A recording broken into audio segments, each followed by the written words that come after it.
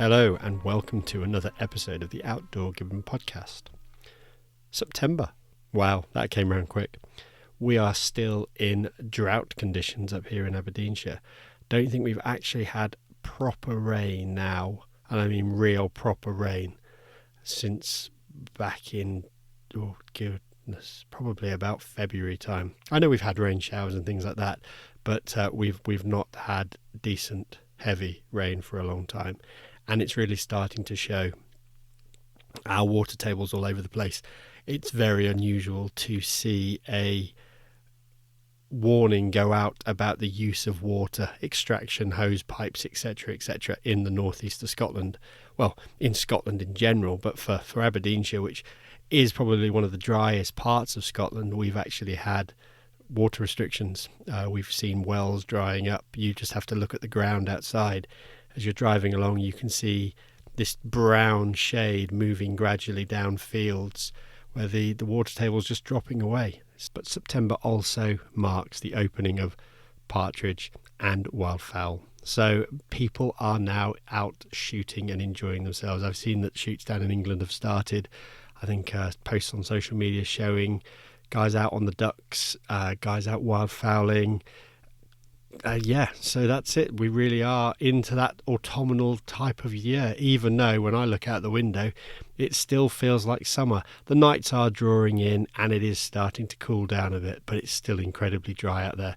It's amazing to be able to just drive around everywhere and not think about getting stuck or any mud coming off the road or onto the tyres or anything like that. It's absolutely phenomenal. We have our pheasants in their pen and they seem to be doing quite well. We're a bit of a mixed batch, as I say, because I obviously help out at the rearing field.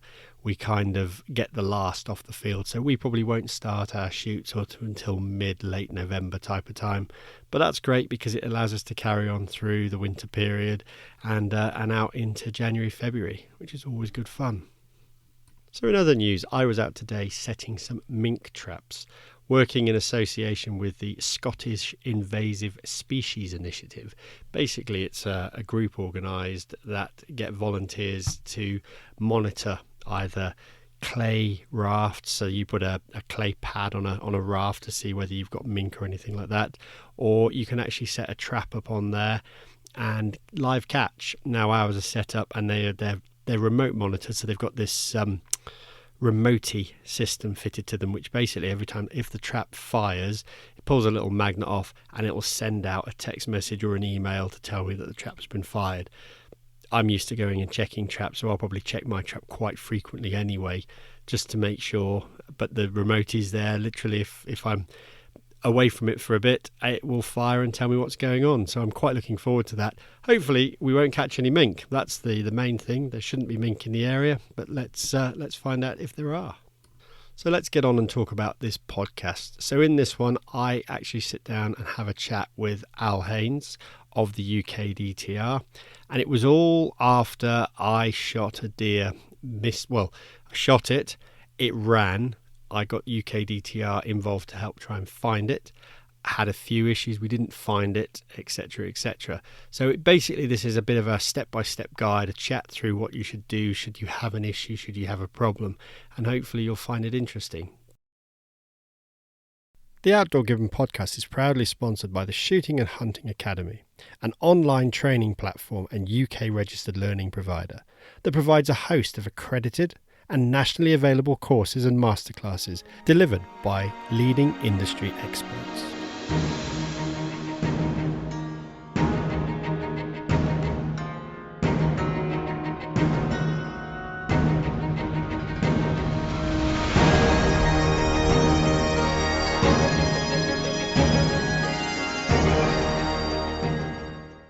Another episode of the Outdoor Gibbon podcast. Tonight I am joined by Al from the UKDTR, and we're going to talk about all things that relate to basically deer tracking and what happens when it all goes wrong, kind of thing. How you doing? Yeah, good, mate. Yeah, no, brilliant. No, thanks for inviting us on. Yeah, it's quite, I don't know, just bring it up now, but yeah, kind of surprisingly, looking way back on some of my friends and very mutual friends to your friends, who are now also members of UKDTR. So, yeah, as I say to a lot of people, it's a very small world. It's an incredibly small world, really. Yeah, I couldn't believe it when it's people are like, oh, this guy. It's like, yeah, there you go. We're what 600-700 miles apart, but yeah, it's amazing how people, isn't it? Yeah, such a small world, and I think. So let's sort of start at the beginning. How obviously the main thing is you like to shoot and all the rest of it. How did it move on from being sort of a stalker and going into deer tracking? What was the passion that led you that way?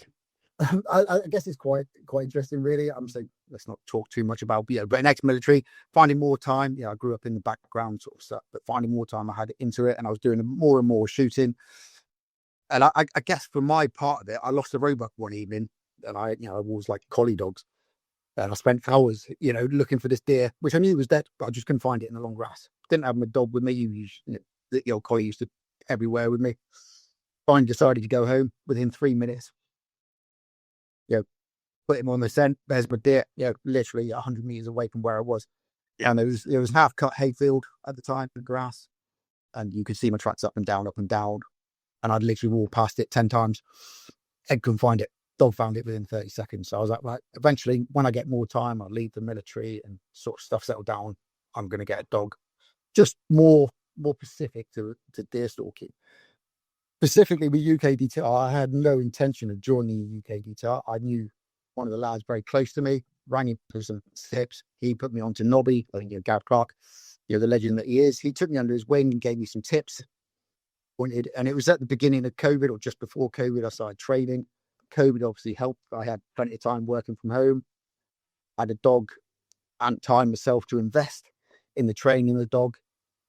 And the dog got better and better, and I was enjoying it more. I guess it was like, instead of taking fitness or running like a lot of people did in COVID, I was training a tracking dog. And then it sort of got to the end, I started going through my test anyway, because I was like, let's just do the test just so I can say I've got the tick in the box. And then I sort of realized that actually I'm not full-time stalker. I'm very much a recreational stalker, a little bit more. I've got more and more stalking as that period has gone on, doing a little bit contracting type stuff. Is that if I don't join the register, and that sounds bad, calling it a register, or didn't join the call out list, the dog's probably never going to get that much work. I've invested almost 18 months, 2 years of my life in training the dog to a standard, to pass the standard and pass it very well. And it would almost be for nothing, because most people don't lose that many deer. I'm not saying I haven't lost a deer in that period and she hasn't worked for me, but it's very minimal. So I'm invested in it was what then led me. I'll be very open and honest. I had no intention of joining UKDTR. It was all about myself, not selfishly about myself, but it was to help me out. If I did join UKDTR, the dog would probably never work to her ability. I was going to say she'd probably just come out with the occasional stalk with you. You already know where the deer is, and the dog's just going to kind of wander in and find it, sort of thing. Yeah. So, and again, we're talking very much about the stalker's dog, and she does stalk with me now as a stalking dog, not as a tracking dog. Especially a lot of stuff we're stalking now. We'll lose a stag in some heavy cover, shot across a re-entrant or a gully, and she, instead of spending 2 hours looking through the gorse and bracken for a deer, I found it within, I might have to walk all the way around it, 10, 15 minutes of walking. Dogs found it within a minute instead of like wandering around in nowhere. But that's not the tracking. That is very much the stalking partner, stalking dog. So she gets a lot of work in that sense, but not obviously we do when we get the call outs, the actual tracking side of it, which is very different from your stalking dog. Yes. It's then, finding the well-shot deer, very easy for any dog, say that, but then following up on a deer 6, 12, 18 hours after is a different. Having seen it now firsthand, and we didn't find the deer, obviously, that I posted up on social media, but putting the dog to my shot site and then being able to know exactly where it went and watching the dog work, absolutely phenomenal. Unfortunately, we probably disturbed it far too much trying to find it ourselves, and we bumped the deer on. But what was really interesting that I learned a lot from, and I'm sure we can talk about this in a minute, is knowing all of the key elements and being able to tell, for example, the the UKDTR, whoever's coming out to track exactly where you shot it, what the deer's movements were, and what happened. And I think that was critical. And I think a lot of stalkers actually struggle with sort of that information to start with. Yeah, I'm saying, and you're exactly right. And it's no bad thing. It's just not part of our culture or ingrained in us. And I'm not going to say DSE1 or I know the PDS guys as well, all very good. It's very much brushed over in the follow up of it. There's a little bit of, you shot the deer, try and find some blood. There's not the whole process and the risk assessment. Yeah, and we talk about risk, and I think that's the big thing. Is the risk that your actions will either, if you're going to follow up yourself. It's not necessarily about calling a dog in, but you might have to leave that deer to settle for a bit.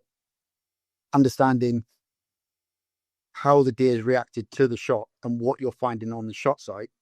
I know in your instance, we spoke quite early on I love it later on it, but more so you got hold of me and I was doing other stuff that I got back to you, but it is tying up deer's reaction, evidence will then inform how we go on with it. Yeah. We, and generally most British stalkers, there isn't that many instances of it. There are probably a lot more deer get quite openly a shot and thought have been missed and not followed up on because either the stalker can't find the strike and haven't seen the deer's reaction. So this is just throwing something in there now with more and more people now investing in a stalking dog, because the dog is going to be your companion. You're out, it finds well shot deer. Yeah. Do we think, as a just devil's advocate, do we think people are losing the basic skills of being able to go into a shot site, find that tiny speck of blood that might be on the blade of grass, and being able to do the initial track from that point? I don't think we're losing the skills of it, but potentially part of it is it's not. I generally, there are good videos. Basque have done lots of stuff. NGO have done lots of stuff around it, but it's not taught at the basic levels. Yep. And what we'll find, I've done a bit of guiding over the last few years, and it's all things of, how do we say it? It's just not taught. It's not understood like it is in Europe so much. Yeah. Marking, picking a reference point between the shooter, so the deer's there, and a point behind it, a reference point behind it, which dictates effectively the bullet flight line. Yep. Yeah, and in accurate range, I think very much. If you go and ask people to range something just by eye initially, we do days, we call it the Bambi game, the 30-40 meters out every time. Even when you're using your binos or lanes or rangefinders with that capability, you still need to be accurate to help you ascertain that. But if you can walk a bullet flight line somewhere along that, and that's why we say don't try and disturb it too much, etc. We can work the dog along between the point you took your shot from to a reference point behind. It's not always possible. Absolutely, it's not always possible, especially up where you are. You can't always get a point behind this. Yeah. And some on the flat ground. But in principle, if you could try and achieve that, we can work the dog along that line. And our dogs will absolutely indicate that along that line, working along that bullet flight path, a shot deer. They will find that strike site for you. They will indicate it. And that's always a good point to go from. And wherever the dog suddenly starts indicating, you can then investigate it further. It's not so, I wouldn't say we're losing it. It's just never really invested in taught. I was going to say, I suppose that's one of those things that's the education side of it. That's where the mentorship. I think I raised the point a couple of days ago, talking about education and all the rest of it, and how it's becoming a bit more of a just getting 3 people through and passing qualifications, whereas actually it should be a bit more about, yes, you can do the fundamentals, but then you need to go away and actually gather that experience, go with somebody that understands about taking the shot, shows you how the deer reacts to the shot site, tracking and things like that. And I get guests out and they love it when you go up and go, look, there's a speck of blood there, and you walk it through and they're like, that's amazing, I've never seen that before, kind of thing. And you walk them straight into a deer. Yeah, and I think, again, I don't want to be derogative of the deer stalking community at all, because it's not just sometimes how we're brought up, and very much in the recreational stalk. The recreational stalk, it doesn't lose that many deer because, they do. Some do and some don't. You don't see repeat offenders. You see the repeat offenders coming from, please, professional guys, don't take this to offense. You're shooting more deer, so something's going to go wrong. But that's always the study, isn't it? Yeah. But also those same guys, the professional guys, are very much can go, this is where the deer was, this is where the strike was, this is how the deer reacted. When you go into the more the recreational side, or doing it a bit part time or doing your deer for the freezer, it generally can't tell you how the deer's reacted and where the strike site is. It was here somewhere. And it's, you're like, okay, cool.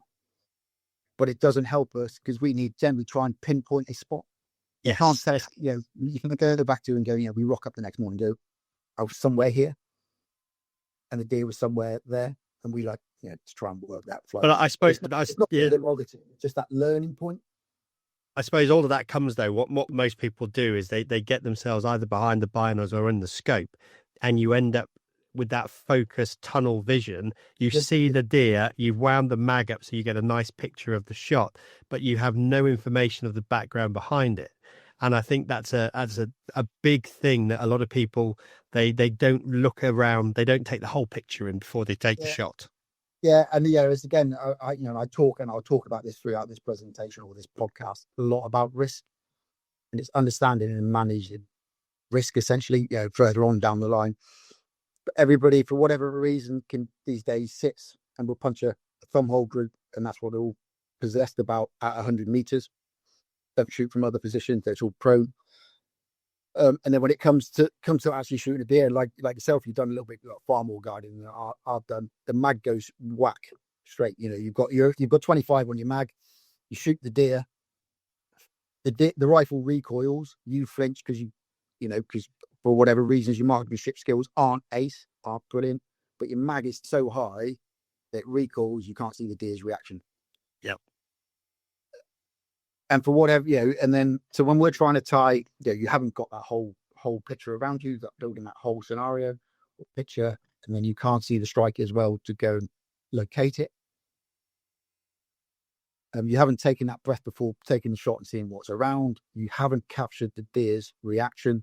And then it was down near that head somewhere between there and there, between that gate and that tree. And it doesn't allow you, and you haven't marked where you've taken the shot from. So that's generally our first hurdle to get over. And it's not knocking anybody. It's just trying to say, that's what we say. Just bear in mind, try and remember where you took. Leave your sticks. The deer ran on, or you can't find the deer. If you're going forward, leave your sticks or something. You've got a peg, a marker where you've stood taking the shot from, because you can always go back to it. What 3 words it? Yeah, 100%. And then approach it. Just take those few moments before approaching it. How's the deer reacted? Where I've taken it from, and just think, what do I need to do now? But it's not taught either in any of the courses of how to manage that situation. So that's what we're spending a lot of time trying to we call it best practice. It's what we call it is best practice to help you either recover the deer or set the scene or set the conditions, I guess is the best word, to allow us, for yourself or us, to come in with a dog, move on from that. No, I absolutely, and I think that's the thing. The UK, it's not new, but it feels like it's new compared to Europe, who this is standard.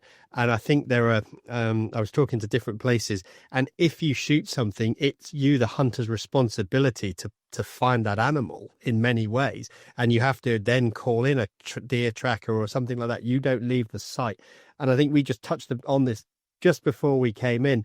I think a lot of people get to that point. It's last light. Let's just say they've got their rifle up on the sticks, and the deer they've wanted, it just comes out at last knock-ins, and potentially, of course, it's that sort of, that shot is potentially just pushing their skill limit. Yeah. And again, it's that risk. Don't pull the trigger in those scenarios. You don't need us. The deer will be there tomorrow, the next day. But inevitably, you've just spent 3 hours walking around whatever mission you're on, because you're about to blank, or you're not going to blank. Yeah. What's the risk level? Well, I'm gonna have a go. And inevitably that deer's at last light. You're very capable out to 150, 200 meters of a shot. It's 250, 300 meters away. I can aim up a little bit. It's on the boundary, which is a nose for us. And you go, well, sorry, let's have a crack. And that's where it suddenly then starts going. And then I've got to get home to the missus because I've got to put the kids to bed. She needs to go swimming. She needs to go for a run or do whatever she needs to do. And it all starts snowballing from that point onwards. So yeah, just stop and think and just look at the risks that you could possibly. Exactly. I think that's the biggest thing, isn't it? That people, I think a lot of people that will push themselves because they've maybe come up for they've gone to their lease, they're away. It's that maybe it's coming up to like the last day. They really want to get something, and it's that point where they push it, and then it unravels, and that's when the sort of the ball of strings fallen out your hand, and now it's a mess on the floor because all of a sudden and nobody talks about missing deer. It's the big taboo subject that people don't like to admit that they've missed something, because we all go out, we punch paper, we put lots of groups in, and everybody says, yeah, it's great. And as soon as it goes wrong, you wouldn't go down the pub and went, I missed one tonight, because all your mates would sit there and go, oh, and actually I heard people are worried about saying they've missed a deer because they're worried that the FEO might think that they can't shoot. Yeah, and that's absolutely, and it's very much is a very British thing that we all like to take piss. We all like to take the mick, and you don't want to be that one there. Or there's that extra, especially now around the firearms licensing, that let's not admit this. Let's not do this. And no, 9 times out of 10, we'll never know how many deer are missed a year because nobody talks about it. Nobody comes in and says, I've missed a deer. So we've got syndicates down this way that actually, if a shot's taken or a shot's heard, you either you return with a deer, or one of us is getting a call. Because we've got that relationship with some of the syndicates down here, and we don't always publicize it. It always doesn't always go on Facebook. It also kept relatively hush hush to a degree. I hope we provide ourselves, and sometimes on that level of confidentiality. That if it doesn't want to go on Facebook or social media to publicize us, then we don't. We absolutely respect the stalkers. We've missed it, and you've called us out. Cool. We've either had a successful recovery or we haven't. I think we ought to do more. Personally, myself, we ought to do more on the stuff where we've had a good track, but the deer's crossed the boundary, or we haven't found it. The deer's missed. We ought to do more on that social media. But as far as the stalker goes, if he doesn't want his picture taken or he doesn't want us to publicize it, then we're not, we're not putting it on a Facebook group. We're not putting it on Instagram. It's all open. Do we think that UKDTR is well enough known? I'm sure that anybody who's been to the shows will know that there is a deer tracking service, but looking at the actual charts of where you guys are spaced out around the country, etc., etc. So you look at me up here, and I think there's about 3 guys that are part of the team. And somebody was wittering on about one of those on one of my posts about, well, I called a guy and he came to see me and he was 3 hours away. I'm like, well, that's commitment, and it shows that he's willing to travel to come and help you find a lost deer. But do we think that there needs to be a bit more growth within UKDTR, or? And yeah, absolutely. And it's one of our key aims. If you ever look at our key aims, it's to grow and educate and all that sort of stuff. And don't get me wrong, through the mentoring scheme, we've got the mentoring scheme running as a relatively new approach. It's been running a couple of years, and it's providing more, but it's slow. And also, we've got to uphold a standard. Yes. We pride our dogs that we can track them, 20 hours, almost no blood, or very limited blood. So we've got to uphold a standard, or else it's not. And not everybody meets it. We get a lot of people come on and they drop off, or people fail and then they don't come back, or they don't want to continue with their dog. But it's all about at the same time upholding a standard. Whether that's how you dress, how you approach it, how you speak to people, how your dog works. There has to be a standard applied to this, because we're trying to uphold, mirror in somebody's respect, the European standards of doing business.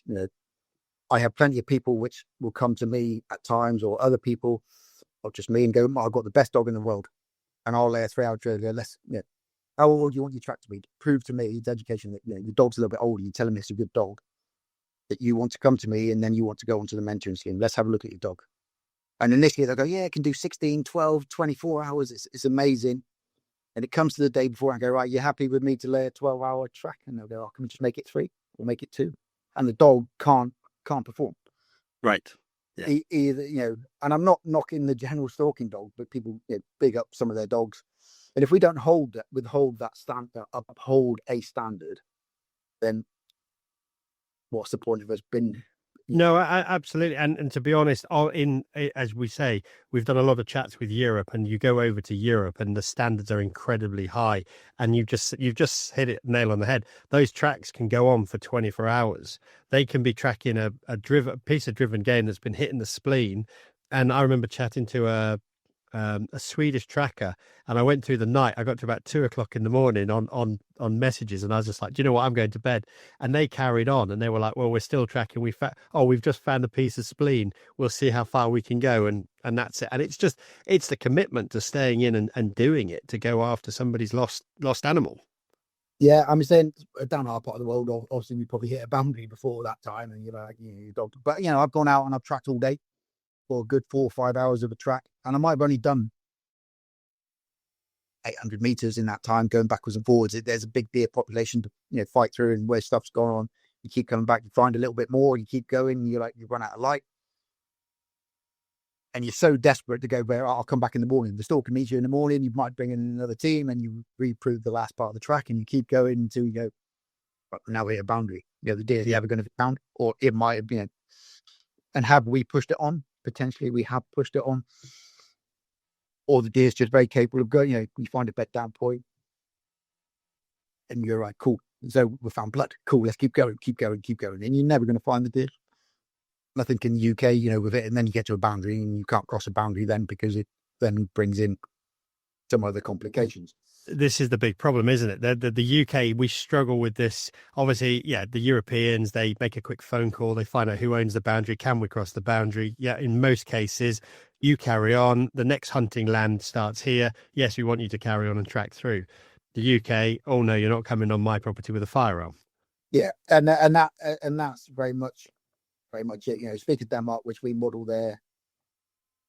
our training and our opinions off. It's very much across the whole of Europe, but if you look at Denmark itself, I think you can go anywhere when you're tracking dog.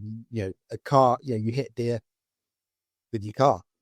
If your insurance is going to pay up for your car, you've got to call a tracking team. Yes, yeah. For the insurance to pay it. And I think that's the same with Luxembourg with the lads I know from out there. And the only sort of land you can't really go on without clearance is defence land, but you can go on it. You just have to make sure that there's no live firing or somebody stepping bombs on you out there. Apart from that,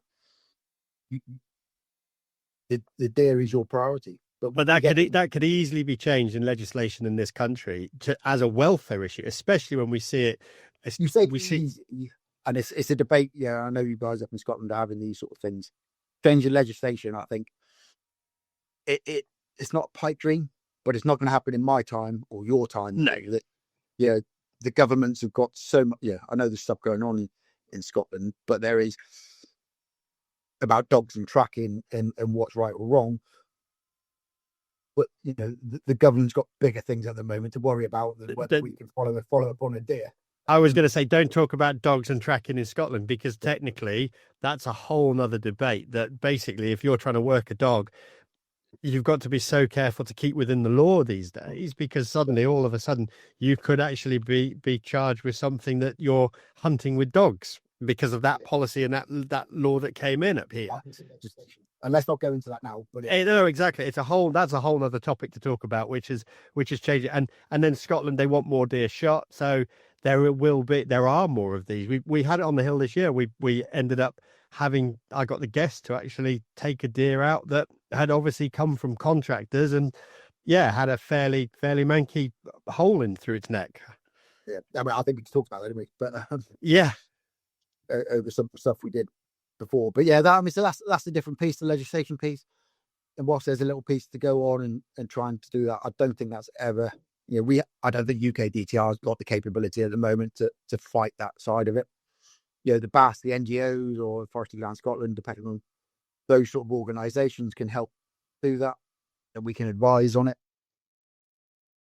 But as UKDTR, rightly or wrongly, whilst we've got the experience with we've, as you said, the numbers that we have got, we do have experience and can advise on it. But I don't think we're in a position, trying to change legislation, as is, well, mate, we all know at the moment there's bigger problems going on rather than whether we can hunt. Oh, totally. Yeah, but it's sort of one of those debates. Everybody's about the welfare of animals and the culling of deer, and deer at the moment, wherever you are, the fallow problem down south, the red problem, the so-called red problem up here. Deer make the press, yet nobody ever talks about and that's another big thing that we can talk about, which is another podcast. It's obviously, you've had game dealers now changing their ideas and saying what they'll have, especially down south. Has that increased? Obviously, I'm talking here about head and neck shots. Have you seen a increase in having to track deer that have so-called been shot in the head or the neck? Not necessarily. I think the numbers remain stable. Whatever social media might say and whatever's forced line, I think majority are still. You'll see a lot of professional guys, I guess, doing more head and neck shooting. There is a little bit of it coming from social media. Don't get me wrong. I'm not going to tell you head shooting is wrong, because I'll head shoot myself if it's within my. Yeah, I think it's within my abilities. But the risk around it, and again, I talked about risk. The risk is much higher. Understand that you're going to take a shot at a head. That head moves slightly, and it could essentially go into a whole different world. And the deer is no longer, it'll either fall on the floor, get up and see your next. I'm left exit and I'm gone, which also makes a very hard track because the deer is very immobile. Yes, yeah. So not necessarily. I don't think it's making much of a difference. We'll still get. I will still go if I can and go deal with the headshot. I've got a dog which likes chasing. She's in her element when she's like, I'm off, and I can hold deer up. She loves it. Is it making a big difference, or are we getting more calls with it because it's forced? Probably not. Okay. In all honesty, I think the way we also stalk, we're not driven orientated over here, as in the driven game sort of stuff. Doesn't happen as much. So as long as people keep it within their capabilities, it's a very viable shot placement. I'm not going to go against best practice. There's not, because I do it myself, and lots of us will do it. Oh, 100%. It's a fantastic shot placement, minimal meat damage and things like that. But if somebody was wanting to be selling a new incoming stalker with potentially sort of that slightly less experience with firearms, and they want to sell deer to the game dealer because they've shot one for the freezer themselves, but they want to make a bit of money back to pay for the bullets, and all of a sudden they're taking these slightly riskier shots. It suddenly asks the question, is like, well, maybe go away and practice a bit more before you start trying to go for that highly mobile point. Yeah. And again, it's whether people call us or not. Are those deer? I've gone out to potentially what's called you would call it an ITA, an RTR, whatever the buzzwords are here, because somebody found a deer hanging, in their land. I've actually recovered it, and there's a jaw hanging off. It's never. Yeah. The dog's brought it to bay. It's never an art. It's never been in a road. It doesn't hang. It's clearly. It's clearly been jaw shot. But this goes back again to people not taking, either not knowing that they've done the shot wrong, or not taking that ownership and going, well, actually, I should really follow this up. And again, that whether it's right or wrong, it's trying to get rid of that stigma of it does go wrong. Yes, yeah. De-risk it. I'm just a hit the camera. I'm not going to tell people how to do it or want to do it. But if you're going to take a headshot, don't do it side on. Do it back or front. No, 100%, 100%. It de-risks it more. It takes you either miss or you don't miss.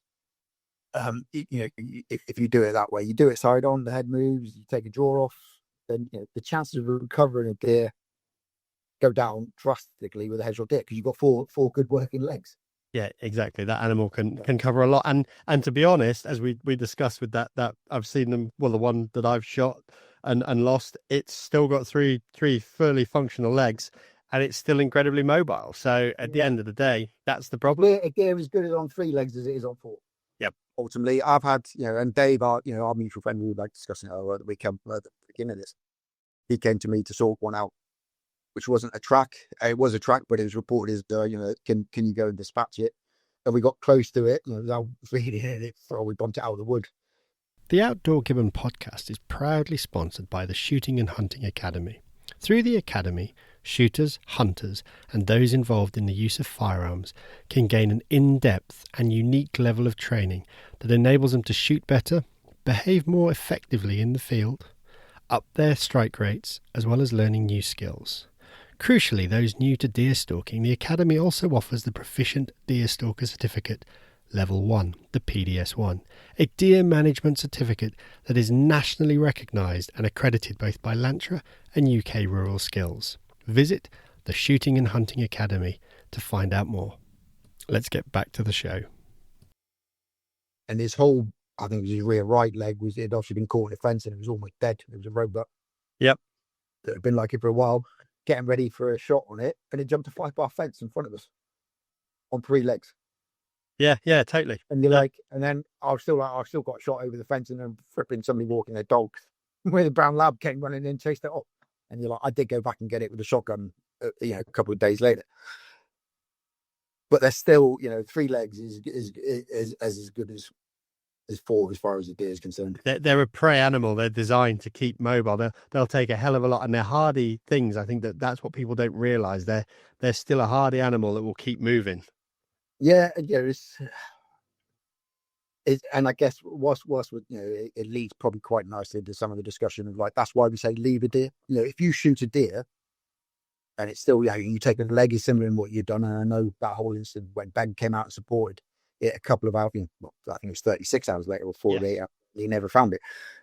But quite rightly so, initially you don't want to follow up on that deer. You want to leave it. You've shot it in the leg because you've seen the deer's reactions, run off with the leg swinging potentially. And exactly, that's what he told me. You did running. Yeah. He'd gone to the strike site and he found long cylindrical bone indicating that it's a leg. Brilliant, cool. Now that deer's only going to probably run 100, 150, 200 meters.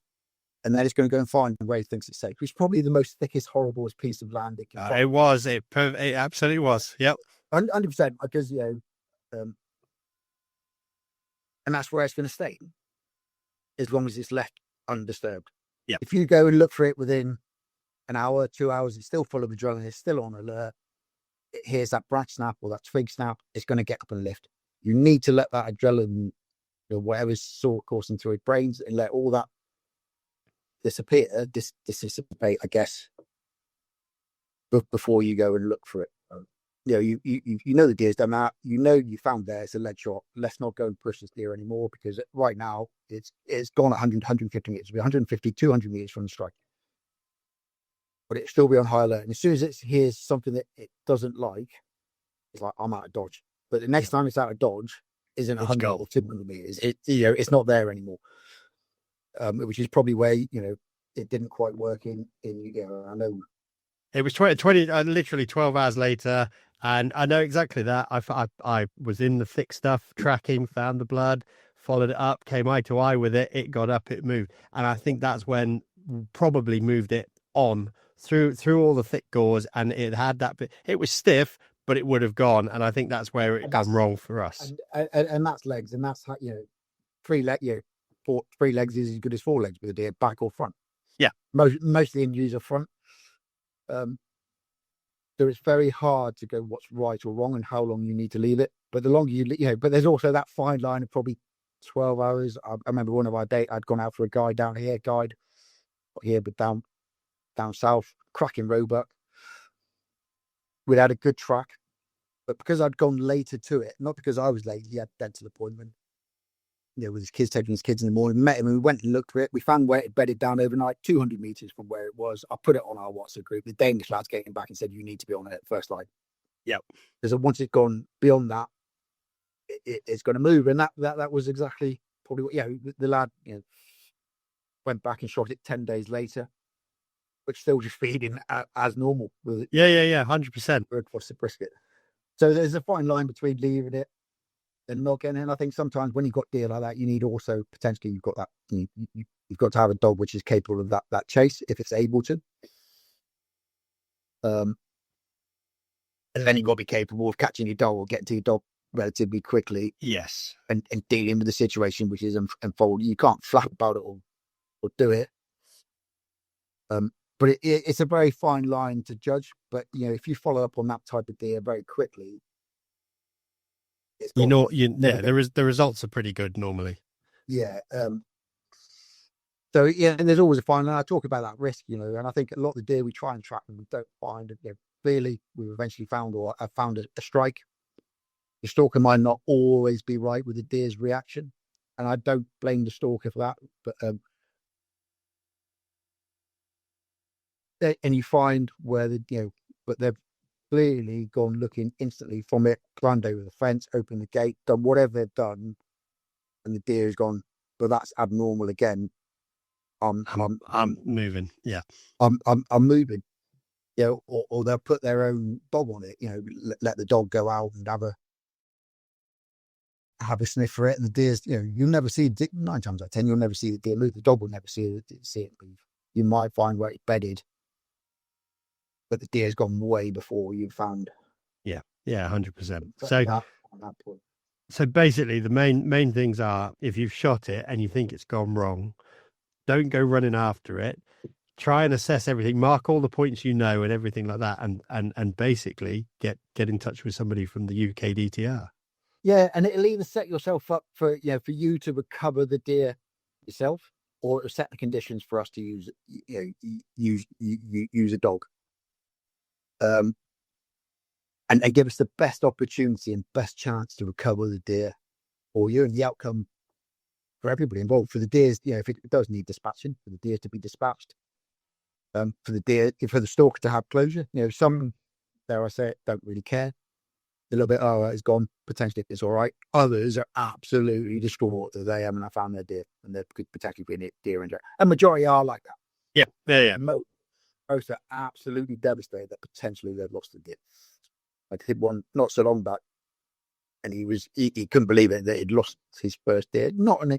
Massively been stalking for a long time, but eventually, we bumped the deer out of his bed, and it got up and ran. And I knew we were getting close to the deer because the dog sort of like going.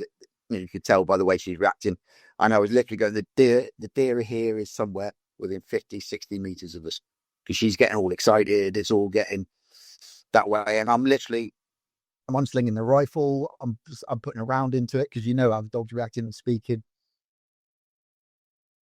And I was about to unclip her to let her free track and go in somewhere. The deer gets up within front of us. I hadn't unclipped her yet, and the deer stood and looked at us.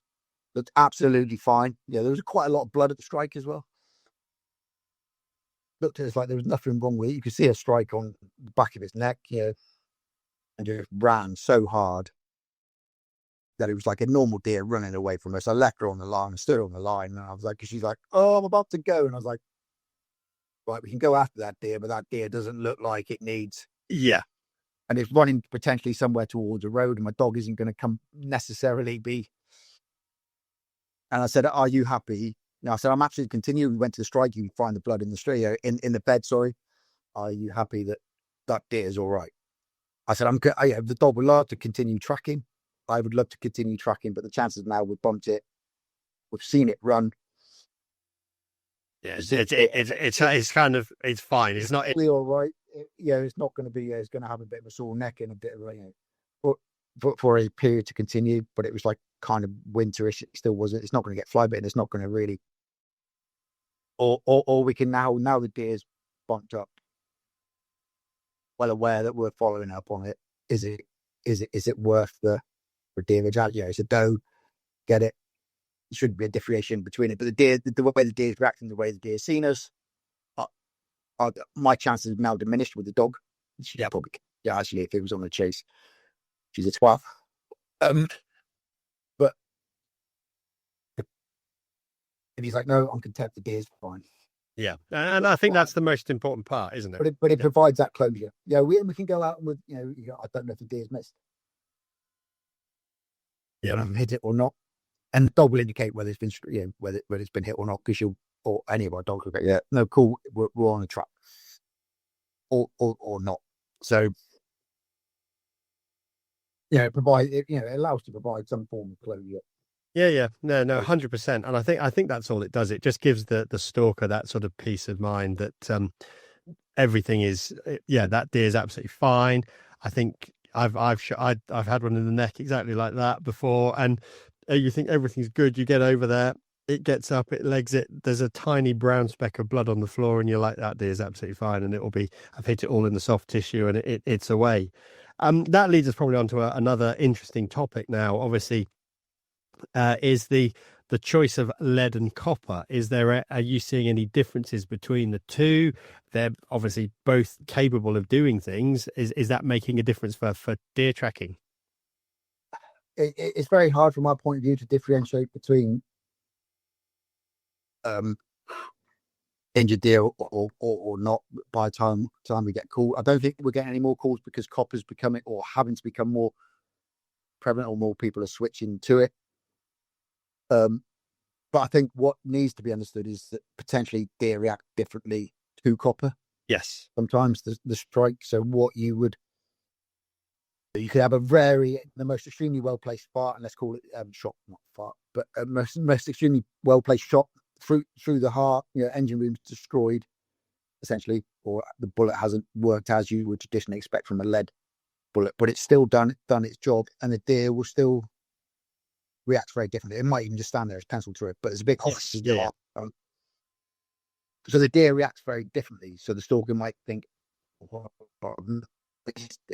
it's penciled on, and deer run on for a bit. And it's understanding. I think the biggest thing is, for the dog, it makes no difference, because whilst there might be blood, or it's the interdigital which we're tracking as well, it's the deer's reaction which the stalker might go, the deer's reacted different. I've missed it, and I've seen it myself when I was going through that transition, trying different bullets. I could shoot a deer, and I go, fucking hell, I've missed it. How have I missed that? Because the deer's not, it's not jumped, it's not, as you would for a traditional heart shot, it's not reacted in that whole kick out phase. And I'm like, I'm reloading another bullet, going, well, I shouldn't miss that. 120 meters, 130 meters. The deer runs by the time I've got onto it. So I'm going to have another crack, because it's still stood there, sort of going, something's happened. But I'm going, well, something's happened. And the deer's run on. And then it runs 20, 30 meters and falls over dead, completely dead. So I think sometimes, especially in the early days of this transition into the copper, it was trying to understand how the deer reacted to it. And I think that was the big thing. Yeah. And I think some of the, whether I'm not going to go out and go some of the bullets I'm using now, I think are absolutely brilliant. But Utri Richard and his bullets I think react very similar to lead in how there might be some anomalies to go around that. But generally the deer when they're shot with them react the same way as you would expect. And I think there's not other there's other companies out there which I've not tried yet. So Wapiti and all these others which are out there. But I'm not slating them or not saying they're any better, but they're performing more as we would expect from a traditional lead bullet in the copper. I think so, and I think I've just seen from some manufacturers now they've offered. We were just looking at it for the new. I'm getting a 270, and they do a range of bullets that go with that for the good out to 150, 200, and then they've got another range if you're going to push the 200 to 300 meters. So dependent on your type of shooting, there's a selection of bullets that will have a different speed and a different frangibility at the end of the day. Yeah, and and so they're trying to kick, but I've done the whole traditional whatever we might think. Again, I'm not over-egging Rich and Utri's. I found a bullet which worked for me. That's yes, it. Yeah. And that, I'm a reloader. I'm a bit, that's all Rich does, is I'm a bit, but like, that works for me. I don't want to go and try anybody else's, because I don't want to go through that rigmarole of reloading and trying to find the data itself. But essentially for us, no, and again, it's what is reported, what is rang into us. We can all sit on social media, and from my experience, my first non-lead bullets, I was trying and speaking to other people. weren't working and people saying, try this, try this, try these, do this. I've settled where I've settled. They could work for me. Somebody else might they might not work for them, or they don't like how they act. I think in that respect, but essentially, as far as tracking goes, you've probably seen it on some of my Instagram. I'm not massive on it, but every time I've done a recovery, and somebody will come up and go, "Was it lead or was it copper?" And then it sort of necessarily breaks me a little bit. I don't really care as long as the deer's recovered. Yeah, exactly. It's nice to know, but again, it just it's nice for us to know what you're shooting it with, what type of bullet, how's the deer reacted, what we found on the strike site. That provides the evidence and basis to me of how we should deal and approach the track. It was interesting because obviously there was a chat that came up at the stalking show actually, and it was something to do with training and talking about the group size. Obviously, a lot of the training targets are you've got a 4-inch circle and a 5-inch circle, and a professional deer stalker raised a target and said, well, yeah, but actually, if you've got a 4-inch circle and you're shooting at a set distance, that's up to 8 inches. Whereas he's like, the target should be, if you should be sticking them all in an inch ball kind of thing. And then you know that if you're going to go for a neck or a headshot every time, so it's putting people back to the range and getting more practice was the key. Yeah, there's a lot of it, but again, I think that's right. It's very good. Because I've got that stuff where I'll go out every I don't like to shoot on the range too much because it's costly. But to a degree, but I'll always spend some period of time in the summer. Come back to where I come from with a friend of mine, but we'd set targets out at different ranges, and we'd go. I'll set a deer target out 150 meters, one at 200 and one at 300, type of stuff.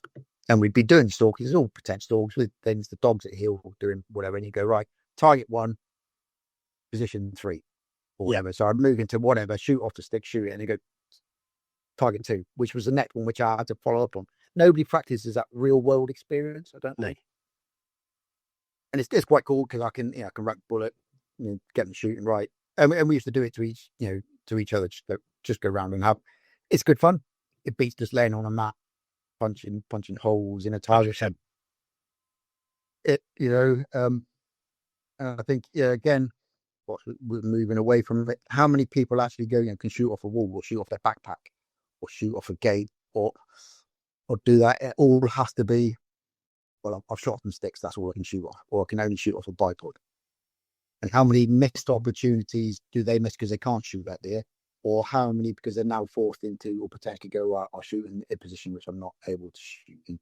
Yeah, and I think that's where I hark on about Europeans, but the Europeans before they go out for the driven season or even the shooting season, kind of have to go through a bit of a shooting skills, a test basically to show that they're still capable of shooting the driven boar, or can you still shoot the target at freehand at 100 meters kind of thing. And it was a big learning curve because obviously we were over in Lithuania with Pulsar, and they put us on a competition. Here you go, here's the rifles, and there's few of us from the UK shooting freehand a 308, which was awful, and a 17 HMR. Not something we do as a standard, but we held our own. And it just goes to show, obviously, the more you shoot, the ability you have to do that. But phenomenal how many people couldn't shoot those two disciplines.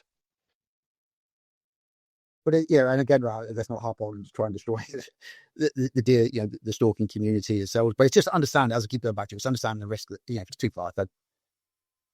So, just say I'll come back tomorrow. I'll come back at the weekend when I'm free again, and hopefully I can get into a better position. To do it. It's not, because ultimately I think the standard of shooting in the UK is very high compared to maybe some places that we can see, or it's very different to where you go to Luxembourg or whatever, and the lads I know out there with the tracking, and they've got some very friends out there who have got very competent trackers, and they come over here and shoot. But it's not whilst it's trying to raise that awareness of just practice and the risk of doing that, it's trying about understanding the setting the conditions to provide whether you're going to follow up on foot or whether you're going to call, a dog in or use your own dog, potentially, is setting those conditions and understanding the risks of how you approach that. And if you approach it in a certain manner, that you are decreasing risk or increasing the chances of. I think it is the big, which I don't want to knock, as again, not the whole community or anybody around it. It's just something we don't concentrate on too much over here. I think, I think it's, we people go away, they get the ticket, or they've got the rifle and they go and shoot a paper target, and they go out, they shoot a few deer. But I think it's that little bit of just having that bit of background knowledge that says what happens when, or I'm shooting from a position that I don't normally shoot from. I'm using a branch of a tree, a stone wall, or something like that. I think that's the key. It's putting yourself in that slightly more awkward position and maybe doing a few rounds occasionally at a different target, just to sort of be able to develop those skills. Yeah. And only a lot of us we're not the same as, we're possibly renters. We got a little position, our permissions, especially where I live. It's all small farms. You've only got you can only do a certain amount on certain places, or you have to get creative. But it's about de-risking the whole situation for us. For us, and then also setting the conditions to allow us the best chance to recover a deer, whether you're going to do it on foot by yourself or you're going to give us a call, which is the missing link, I think. Here, I think that's it. I think it's getting people that awareness that you guys are out there and you offer a fantastic service, but people just have to kind of go, I will give them a call. I've missed the deer, or I'm not sure. I'll just phone and ask, actually, because you speak to somebody and it could be a simple case of just talking it through, and the guy goes back out, retraces his steps, gets on the track, finds his deer. Yeah, I know, 100%, and it happens a lot. I'm saying it didn't happen in your case when you get in that case, but we've also at the same time, I think I've missed, but can you come out and have a look? Exactly. And I almost guarantee 1 in 25 tracks, not 1 in 20, 25% of the tracks we do where I think is a miss, we'll find a deer. Yeah, you go, I'm 100%, I think I've missed, but can you just come out and confirm? Absolutely. It's a frick. I'll straight away my boss and I'll come out and support you, because it's a day off better than sitting in front of the computer and doing crap meetings. It means I have to work later that evening. But, and then you find a deer and he goes, 100%, I thought I'd miss. Yeah. And that's the most important part. It's clearing that conscience for the stalker. And as I said, you can call, I think, they can just go on the UKDTR website and phone in on there. And sometimes, especially I'm very busy with work at the moment, but I will try and find somebody else to go and support it. And then suddenly you're struggling, and then like 3 people pop up and go, oh, I've got it. Yeah, I've done this. I can do it. So if you don't call, you don't know. We can't, we are volunteers, and we can't, and we are lacking in places in the UK. But if you don't give us a call and you don't get the advice or don't try, we can't help. And sometimes, you go, 100%, I've missed that deer. And we go out and we find a deer. And they're like, whoa, you found a deer for us. Yeah. 100% I thought I missed. But it clears their conscience. But at the same time, that deer has been found stone dead 30, 40 meters away. It's hard. Throw this one at you now. Obviously, with the advancement of technology and things like drones, and we know that we've got dogs who've got absolutely fantastic noses. That's all they do. But now you've got more tech. Are you seeing a bit of a change? Oh, somebody turns up and goes, I've got a thermal drone. I don't need to worry. I'll just put that up and I'll find the deer. Well, I'm saying that's not necessarily affecting us, but it's coming up as questions, I think. It's quite hard, to compete against that. Number one, a thermal drone are the best. We've got a couple of lads who are doing a business doing it. But number one, from my background, before I become doing now what I've done, I've a quite a lot of experience in working with thermal drones more on a military scale. But always the issue with it is, especially in a commercial order sense here, there's a lot of restrictions around flying drones in the UK. Yeah. Firstly, 500 meters from the point of. But you've also got to understand whether it's a thermal drone or not. But let's just talk about thermal. They only fly for a certain period of time. So even if you put your drone up straight away, you've got somebody there within 10 minutes, or you had a thermal drone yourself. Put it up. But 100% almost there that are injured, that still got stuff about them, will go to cover. Yeah. And whether that's in the winter or the summer, all deer, if they're injured and they've still got something about them, will go to the thickest cover they can find. A thermal doesn't penetrate thick cover in the first instance. The second one, I'll go with it. Not all, but say 30% of stalkers don't even know which direction the deer is running. So you put a drone up and you could be looking at, the deer's facing left. So when they've shot it when it's facing left, apparently to them it's run left, but the deer's gone right. So you could be flying it elsewhere.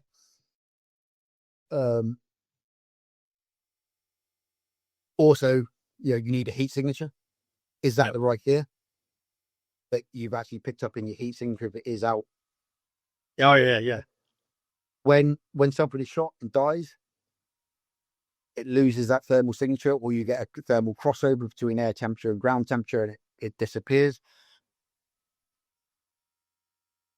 And whilst I'm not saying it's not impossible to use a drone for it, it can only fly for 20, 30 minutes at a time. You have to take it off. Yeah. Potentially, if you've spotted it, replace the battery, put it back out. Are you 100% first deer you're looking at, or is that the right deer?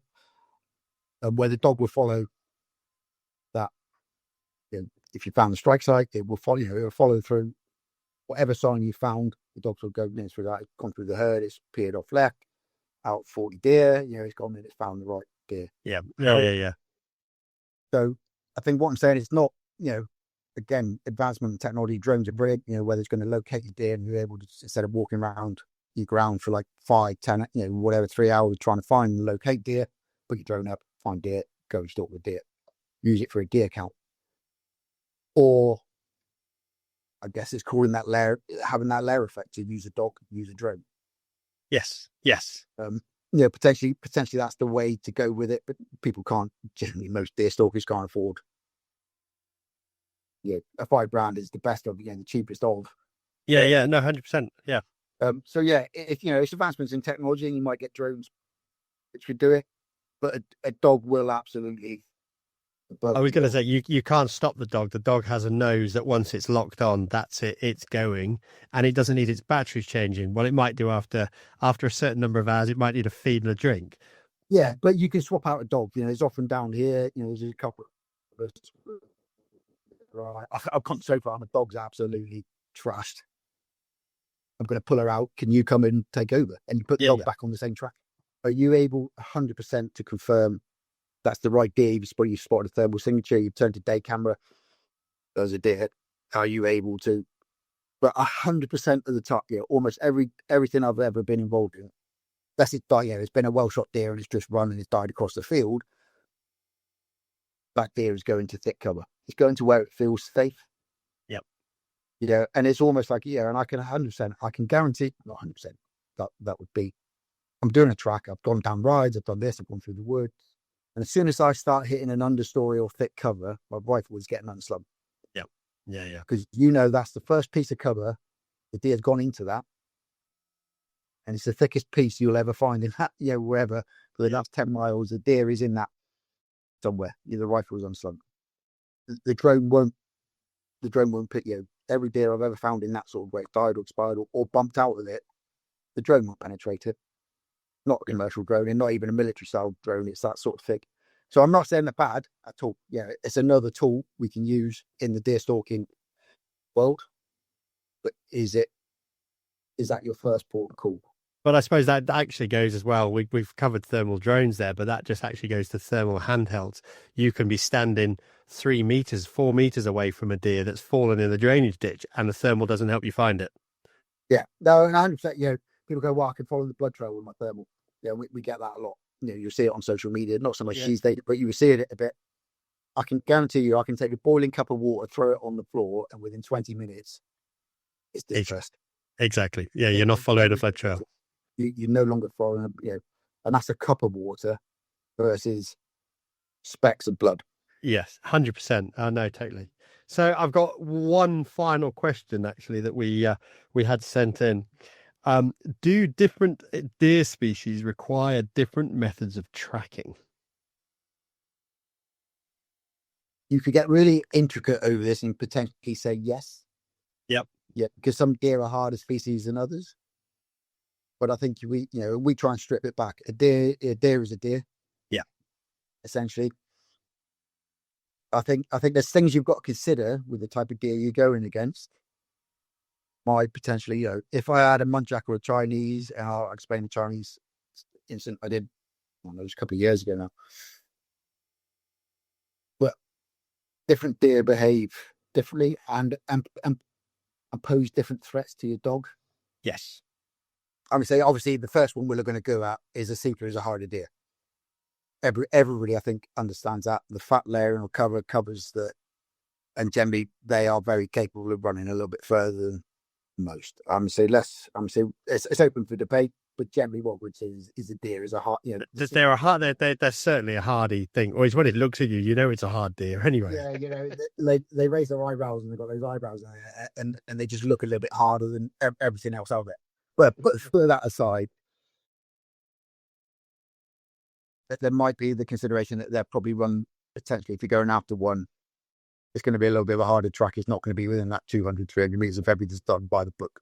Yeah. I think that's one. These aren't even working. It is one to consider. I wouldn't say we'd treat it any differently. What I would say is sometimes, for a Chinese or muntjac, I'm putting her in Kevlar. Okay. The bigger species, I'm not too bothered about. And I say that, you see some of the wounds, and we don't always, you might not see a public who'll put it on it. The deer which is going to cause the most damage to your dog is those little sharp teeth or those little sharp, spiky things. And there's plenty of people out there who are a testament to it. And the dog gets a little bit knacked up, and they've had a hefty vet bill, and then all of a sudden asking where we buy Kevlar from because it's not readily available in the UK. So that's what I would say is I would go if I'm tracking a smaller deer species, those because they're little, they seem a little bit more mobile and a little bit more agile because they're smaller. The dog potentially struggles with that sort of like right. Okay. Smaller, nippy, smaller, spiky, sharper sort of antlers. My dog, especially when it comes to if it came to a big red or a fallow, knows it's got she's had a few clouts in the trading from them. I've given her a good whack with it and forced it upon her a little bit. That she's very wary of the bigger stuff. The smaller stuff she's still very keen on, but the smaller stuff, is much more aggressive. She's very, very, from row down, she will be very aggressive towards when it comes to that point in it. But those deer, not so much the row. She absolutely loves tracking row, but the smaller stuff is potentially causes that much more. I suppose that's one thing we don't probably track as much in this country is obviously we're talking about deer here, but Europe it's tracking the boar. And I think that's where the sort of that is the real nasty stuff. And I've done a little bit. Unfortunately, I've never recovered one on the boar. I've done 2 or 3 now, so I'm not too far away from some boar areas, and I'm always like ready for please give me a ring. But firstly, speaking of the smaller stuff, we'll talk back to going to somebody I did a Chinese for.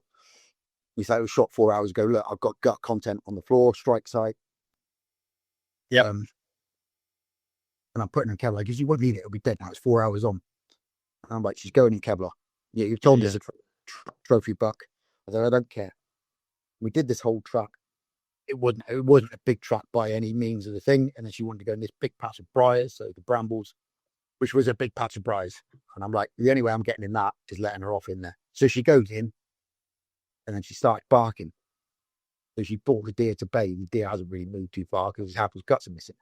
But she's bringing this deer to bay, and I'm like, and I'm going, there's your deer. And they're like, what? And I said, also, it's still alive because she'll bark at a live deer. She's gone into that baying. Yeah. And they're like, no, it's got to be dead. Both the stalker, both the guard, like, no, it's dead. She's just barking at deer.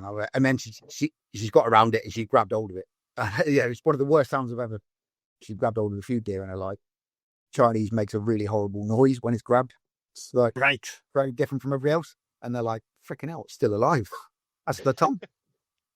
Yeah, and that was 4 or 5 hours after the incident. Yeah. It had happened. And when I climbed, then I'm climbing through it, getting to it. The deer still had some poke about it. Yeah, and she's got hold of it and it's still having trying to have a pop back. And yeah, she's dressed in Kevlar. So I'm not necessarily too worried, but you think, I don't know where she's been, has the deer tried to whack her with her teeth? I don't know, because it's such a cluster. And we end the deer, we end the situation as quickly and as humanely as possible. Yeah. Going on to the boar, let me say, like I said, don't have a huge amount of experience. I want to get more with it, but it is very exciting doing the boar. And I've had a couple of incidents. I've never recovered one, but I've had some monstrous tracks. The one I even missed. It was a good track, and we went into really, I think it's on my Instagram as well, parts of it, a little bit of a reel, doing the GoPro with it, got into this really, super thick cover. And I have a really, really driven dog who would, on a deer, would be like, see you later, I'm off. Yeah. We're going through the thickest brand we could possibly imagine. The rifles unslung. It's worse than like going through a maize field in Afghanistan, knowing that there's Taliban 20 meters away from you, because there's looking at the footage which has been downloaded from the camera. It's a big old pig, and you sort of like go right, and you can start hearing this thing grunting in front of you. Yeah. And you're like, holy shit! Now have I overstepped, like my own sort of like capabilities, and what's going to happen to me or the dog if this pig decides to turn around? And it was going forward. We were pushing it on, but it wasn't too keen. Yes. And it broke the river. We went into a stream and the other side, and I had a shot, and I did miss it, but it was running hard. I don't do much driven shooting, so there's my, there's my excuse. It was shot a week later, and it weighed, I think it was 150 kilograms on the scale. Yeah. With a hole through his neck. Hardy old big, but again, to shoot them in the neck, they've got that really thick neck, and the spine is actually it gets people because it's not where you think it is on a boar. Yeah, but you think, well, I'm glad that never actually turned around. Decided to come back the other way. And I've done a little bit of I did some tracks over here for a couple of lads from Luxembourg, and I was working in Luxembourg, and I went out and had a shoot with them one day, and I was lucky enough to meet, not going to call him a hero of mine, but we've become quite good friends, and we speak a little bit. A guy who does a lot of tracking out there, he came up for that night, and I was like hosted, it was like a king. It was brilliant. But we sat there having beers in their little shoot hut, and he's got Joe I have to post his name and stuff. He does a lot of stuff on YouTube with some of his tracks, and he doesn't speak great English, but he starts opening up. He looks absolutely like he should be in the SAS. He looks like this like steely-eyed killer, fit as, and he starts then like dropping his trousers and showing scars of where the pigs come round. Yeah, and turned on him. And he's like, "This is look at the scar on my dog. He gets his dog out the car. Look at this. Look at and you think, freaking hell, yeah." And he does 300. Yeah, most of his tracks are like 300 odd tracks a year. I speak to those guys and I go, and they, they're 100%, their syndicate or their land, they shoot thousands of hectares. They're like, you don't shoot a pig anywhere else but in the engine room. Yeah. I go, well, a lot of the lads over here, and I'm not, the lads I know which are shooting them in the head and getting stuff. He's like, why would you do it? Yeah. He's like, he goes, look at my legs, look at my body, look at my dogs. And the dogs is lost in his, scrolling through his phone, having best dog I've ever had. Got to 4 years old, been absolutely nailed. And he's like, why would you do it? Why would you purposely do that? Yeah, and that's it. I would absolutely say I am not tracking. And I've done, I would absolutely go after it. He goes, if somebody says, I think the boar's been shot in the head, he goes, I'm not following it. He says, absolutely am I not going and looking for this deer or this pig. Yeah, you can understand. And at the end of the day, I know we're talking about, we've covered it all the way through the riskier head and neck shots, but in the grand scheme of things, if you're going to shoot a roe, if you shoot it in the engine room, you don't lose a lot of meat. You've lost 2 shoulders. There's not a lot on there. It's a bag of mince at the end of the day. Just put the shot in that you feel comfortable with, drop the deer, go home happy. You don't need to get a tracker out, and everybody can have a laugh about it down the pub. Yeah, I know definitely that. I know we probably didn't cover the whole. I think as we got head and neck shooting, absolutely fine. You'll see it a lot. You'll get a call out, especially during the rut when the big stuff comes out. we might have a spike in the number of call outs because everybody wants to recover Yes. that head. Right, say right or wrong, and you go, where's the shot placement? And we talk about hardy deer. Yeah, the CKR shot it in the neck, and you're like, yeah, why? I was over in Ireland a couple of years ago, and I'm speaking. Yeah, it's quite a cool story when you speak about it, and ask exactly the same question. I'm like, your head, neck, I don't really have a problem with, as long as it's done within your. And I'm going to say young girl, his old bird was like, yeah, wee laddie, I can't even do an Irish accent, was like, I shoot all my deer in the neck. Yeah, and she shoots them out of her bedroom window. Yep, yeah. And she had this whole debate with me why neck shoot, and I'm like, I'm just trying to explain to you that if you're shooting a deer in the neck during the rut, the necks become so big or whatever. But this girl, woman, 70 years old, was as frail as as our grandmothers or whatever. It's like, I should woman deer in the neck. What's the problem with it? I'm just trying to explain to you there's a risk in your rut that if you're going to do this because you want to, actually probably the deer is no good to anybody, bar dog food. Potentially, and you want it to go on your wall, whether you're a trophy hunter or not, but it's part of deer management, and absolutely it should be. I'm not trying to have a debate with you, love. I'm just saying this is where. Yeah. And that's cool. Let's still have a laugh about it now when I speak to them. How she gave me such a hard time over neck shooting. I'm like, nobody in UKDTR is saying don't do this, don't do that. Just be very. It's to your capabilities, though, isn't it? I think we've said that. Yeah, and it's again, but none of us are going to say don't head shoot, neck shoot, or engine room shoot, because most of our stuff does probably come from the engine room shooting, because I think that's where the majority of people are shooting. Yeah. Regardless of whatever you're seeing on social media, that's where people want that deer on the deck ultimately. Yeah, 100%. They don't want to put in the freezer or want that in the head. You do get the influence of it, but for most of the stuff we do, it does happen. But I will pick up the dog and go, it's been headshot, the jaws come off, they've found teeth. This is going to be a nightmare for me. Yeah. So nobody's saying don't do it. We're not telling you. We're not here to influence policy. We'd like to influence parts of the legislation, obviously, but we're not here to influence how people want to go about their business, or we're not going to criticize how people go about their business. Personally, some of us might have their own views on different shop placements, but we're not going to criticize you because that's what you've done. You called us, which is the best thing you can do, and we'll do the best to support that call up. No, I think that's the most important part. People, you're not going to be judged if you make that phone call. Actually, the chances are by making that phone call, you're doing the right thing for the animal's welfare at the end of the day. Yeah, and that's where a lot of our effort at the moment is. We've gone away from we are trading dogs and we want to go. It's trying to influence and understand and get that out to the stalking community around marking your shop site or where you took the shot from, marking a reference point behind it. So if you haven't got an accurate range, we can follow up, walk that bullet flight path effectively. If you hit it, and you're confident you hit it, the dog will mark that. We can, and that's where your track goes from. If you can find it and you've got a deer's reaction, you've got a deer's reaction, it's kicked out, or it's like a gut shot, it crunches over. You told us that it's walked off rather than run off. You found that green on the strike side. It all adds to a picture, and it all indicates of how we're going to approach it. We're not going to judge. We're not going to judge you to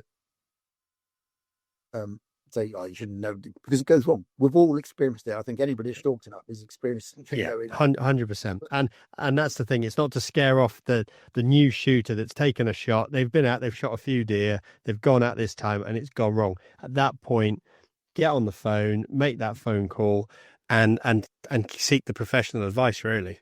Yeah, I'm saying professional is quite good. It means we get paid for it. We don't.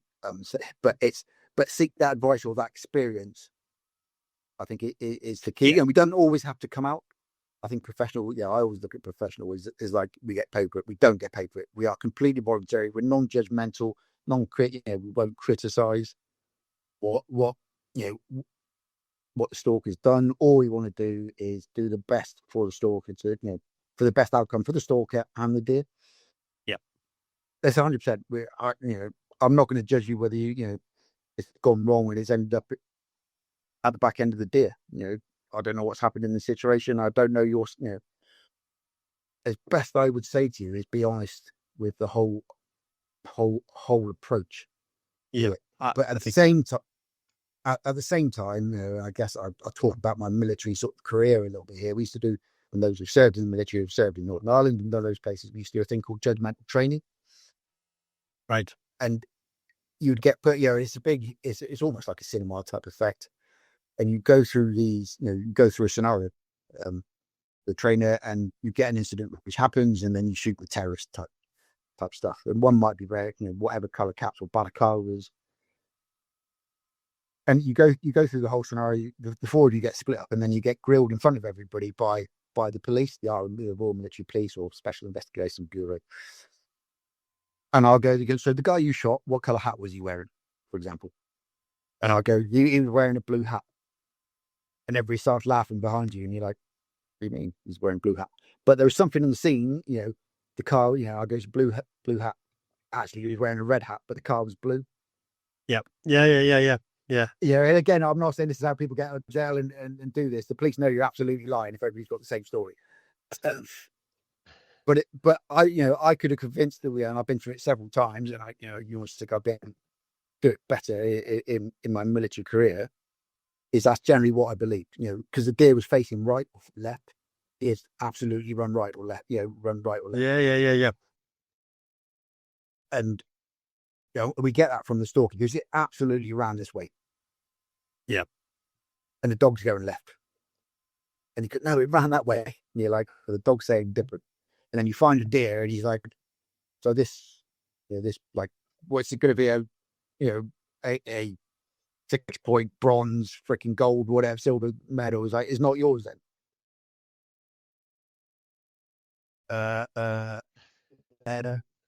And so you're like, trust your dog a little bit. But he's not lying. The stalker's not lying to you at all in any way. He's just missed the reaction of the deer, the way the deer's run. And he generally believes, stalker generally believes, ladies, is the way that generally what has happened.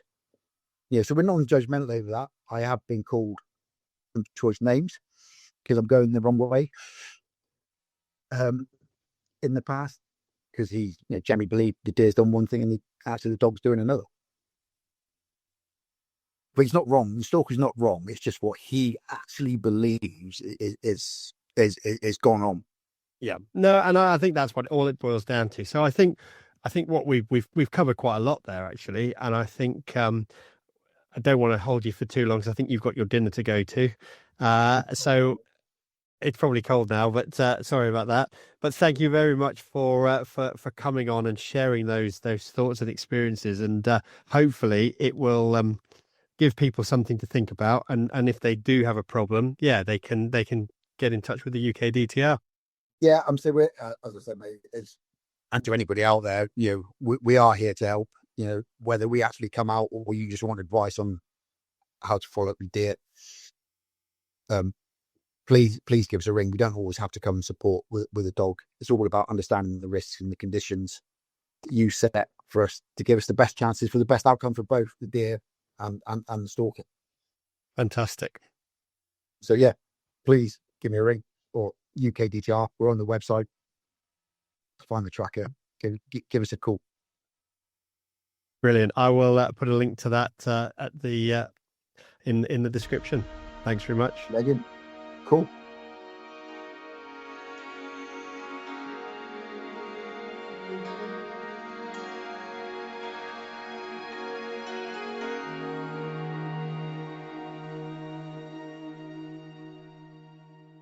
Hopefully some really useful tips there about if it does go wrong for you. And it does go wrong for everybody. If it hasn't gone wrong yet, it will do if you shoot enough deer. There is nobody that doesn't miss or have a problem at some point in their life. That's just deer stalking. You cannot guarantee that animal won't move. It wasn't quite where you thought it was. It wasn't quite in the angle it was. All sorts of things can happen. But don't be afraid to call out somebody like the UKDTR. get them there, they have such well-trained dogs that they will hopefully either be able to track or find your deer and get it dispatched, or at least you've put the maximum amount of effort in to try and find that deer. I think that's the most important part, is actually just putting the effort in to actually go and look for it, and not just go, yeah, I shot it, I can't find it, I'm just going to leave it. But actually to actually spend that little bit of extra time and go, it's only right as the hunter that we do that. So anyway, we'll leave it there, and if you've got any questions, obviously ping them over, and I can always push them on to the guys at the UKDTR or get in touch with them directly. We'll catch you on the next one.